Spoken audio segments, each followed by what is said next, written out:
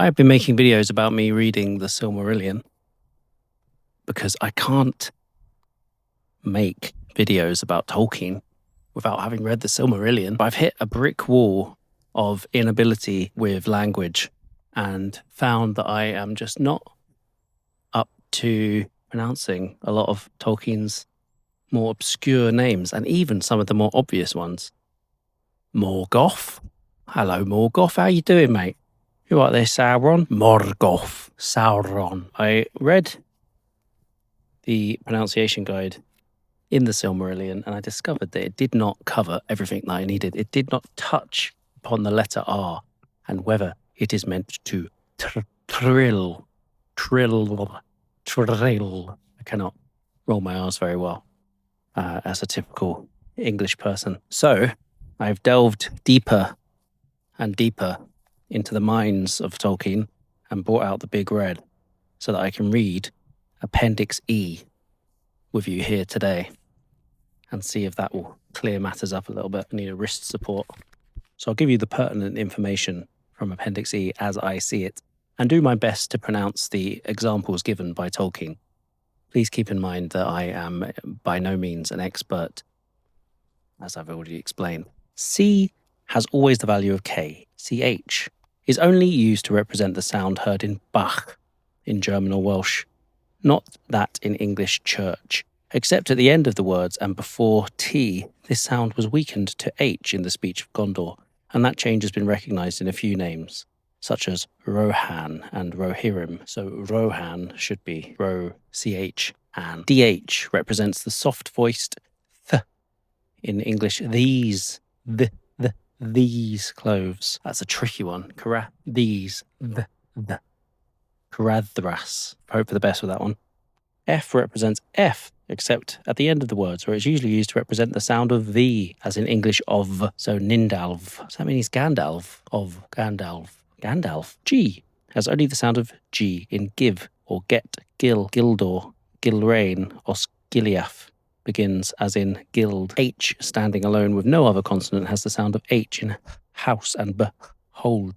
In the Quenya combination of HT is the sound of cht, as in the German echt and acht, e.g. in the name of Telumachtar. You following? I, initially before another vowel, has the consonantal sound of Y in U, such as your, Iref, Yarwain. So Ioref is Yoref. Okay. K is used in names drawn from other than Elvish languages. L represents more or less the sound of English initial L, as in let. And G represents the ng in finger. PH is the same sound as F in Pharazon. QU has been used as Quenya. Ah, here we go. This is almost the entire reason. Now, this is almost the entire reason that I made the video, to find out about the R.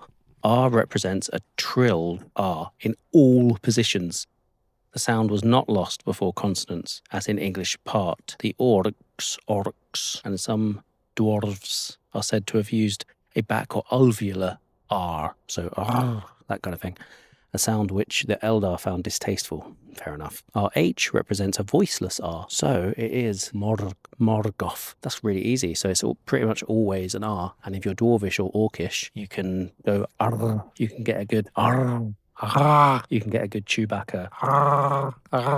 S is always voiceless, as in English, so, geese. The Z sound did not occur, blah, blah, blah. TH represents the voiceless th, in English, thin cloth. TY represents a sound probably similar to the T in the English tune, ch. V is the sound of the English V, but it is not used finally. W is the sound of the English W. Y is used in Quenya for the consonant Y, as in U. Note that consonants written twice, such as TT, LL, SS, NN, represent long, double consonants. At the end of words of more than one syllable, these were usually shortened, as in Rohan. Vowels. For as far as can be determined, the vowel letters all represent their usual English sounds, if such a thing could be said to exist. The final E is never mute or a mere sign of length, as in English. To mark this final E, it is often, but not consistently, written E. Ear, ear, or, air. So ER is air, IR is ear, and UR is or. Inquenya ui, oi, a, u, au are pronounced in one syllable. So other pairs of vowels, if there are no dots above them, they are pronounced as one syllable. If there are dots above them, they are pronounced as two syllables or dissyllabic.